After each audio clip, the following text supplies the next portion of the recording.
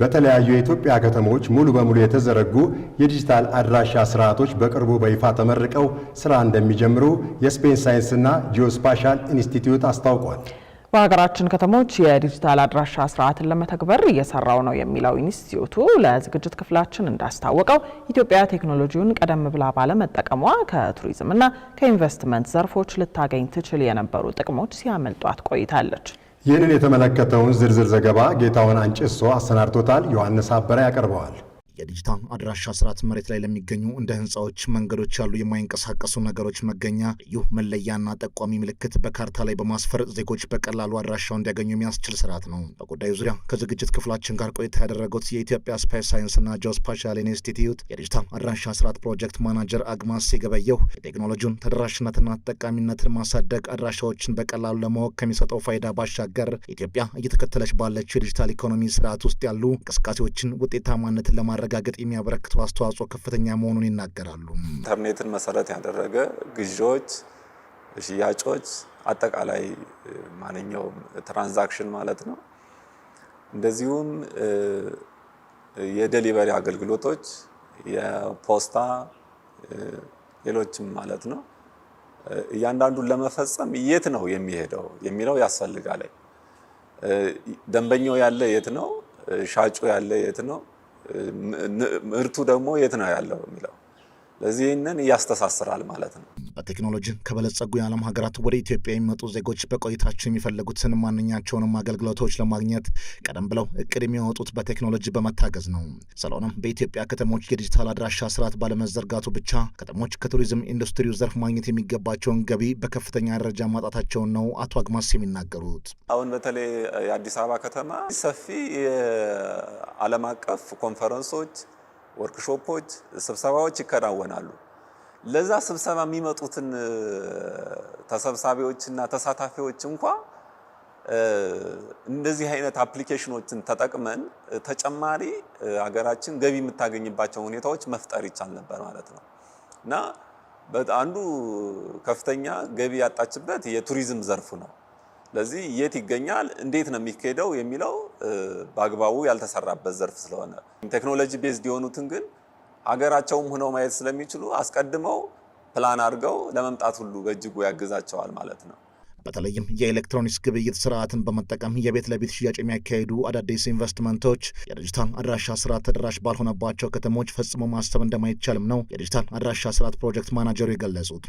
ብዙ ኢንቨስተሮች ኢትዮጵያ ውስጥ በተለይ በዚህ በዲጂታል ኢኮኖሚው ወይም ኤሌክትሮኒክስ ግብይትን መሰረት ያደረገ አቅርቦቶችን ለማድረግ መጥተው የአድራሻ ስርዓት ባለመኖሩ ምክንያት የተመለሱበት ሁኔታ አለ። አሁን አሊባባ መጥቶኛ ሀገር ልስራ ቢል ምንም የሚሰራበት ምክንያት የለም። የኔን ቤት ወይም ያንተን ቤት የሚያውቅበት ምንም ምክንያት እንትን የለው፣ አማራጭ የለው። ለዚህ የአድራሻ ስርዓት እንደ መጀመሪያ መስፈርት ይጠይቃሉ እንደዚህ አይነት ተቋማቶች ማለት ነው። ይህ ባለመኖሩ ግን ያው እንደዚህ አይነት እድሎች ሁሉ ታንቀው ቆይተዋል ማለት ነው። በኢትዮጵያ ከተሞች ውስጥ የዲጂታል አድራሻ ስርዓት ተደራሽ በማድረግ ብቻ የሚገኙ ኢኮኖሚያዊ ጥቅሞችን ከግምት ውስጥ በማስገባት በ10 ዓመቱ መሪ የልማት እቅድ 73 ትላልቅና አነስተኛ ከተሞችን ወደ ስርዓቱ ለማስገባት በመንግስት በኩል ግብ ተይዞ የተለያዩ አዋጭነት ጥናቶች በማካሄድ ከዛሬ 1 ዓመት በፊት በቢሾፍቱ ከተማ የሙከራ ፕሮጀክት ተተግብሯል። እንግዲህ ዲጂታል አድራሻ ስርዓት ሙሉ ለሙሉ በኢትዮጵያን የተሰራ ነው። ለዚህ ሀገራችን አሁን የራሷ የማፒንግ ሰርቪስ፣ የሎኬሽን ሰርቪስ የሚሰጥ፣ የአድሬሲንግ ሰርቪስ የሚሰጥ፣ የናቪጌሽን ሰርቪስ የሚሰጥ ሲስተም ኖራት ማለት ማንኛውም አፕሊኬሽኖች የዴሊቨሪ አገልግሎት ሊሆን ይችላል፣ የትራንስፖርቴሽን፣ የአምቡላንስ፣ ሌላው ማንኛውም ሰርቪስ ኢንተግሬት ለማድረግ ያስችላል ማለት ነው። ከቢሾፍቱ ከተማ ተሞክሮ በመነሳት በዱከም፣ በአዳማ ከተማ፣ በአዲስ አበባ በነፋስ ስልክ ክፍለ ከተማ ሙሉ በሙሉ የዲጂታል አድራሻ ስርዓት ተግባራዊ ተደርገው የመስክ ላይ ሙከራዎች እየተደረጉ እንደሚገኙ ያስታወቀው አቶ አግማስ የገበየው በቅርቡ በይፋ ተመርቀው አገልግሎቱ ለሕዝብ ክፍት ይሆናል ብለዋል። በተጨማሪም በሌሎች 17 ከተሞች የተጀመሩ ስራዎችም በመጠናቀቅ ላይ እንደሚገኙ ጠቁመዋል። አሁኑ ሰዓት የሐረር፣ የጅማ፣ የባህር ዳር፣ የደብረ ብርሃን ከተሞች ኦልሞስት ወደ መጠናቀቅ ላይ ነው ያሉት። የተወሰኑ ስራዎች አሉ። በከተማ አስተዳደሮቹ ጋር ተባብረን ነው የምንሰራው። ከ10 ዓመቱ እቅድ አንጻር እውነት ነው እኛ በእርግጥ ዘግይተን ነው የጀመርነው። ግን ሆኖም ግን እንደምናሳካው ምንም ጥርጥር የለውም። በተለይም ከቅርብ ጊዜያት ወዲህ የኮሪደር ልማትን ተከትለው በአዲስ አበባ ከተማ እየታዩ ያሉ ለውጦች የዲጂታል አድራሻ ስርዓት አስፈላጊነቱን በተጨባጭ የሚያሳዩ እንደሆነም ነው የፕሮጀክት ማናጀሩ የገለጹት። አዲስ አበባ የራሱ የሆነ በጣም ሰፊ እድል አለው። በጣም ከፍተኛ የሆኑ ይሄን ዲጂታልን መሰረት ያደረጉ አገልግሎቶች ይሰጣሉ። የሜትር ታክሲ አገልግሎት፣ የዴሊቨሪ አገልግሎት፣ የአምቡላንስ አገልግሎት። ከተማዋ ራሱ በጣም ኮምፕሌክስ ናት።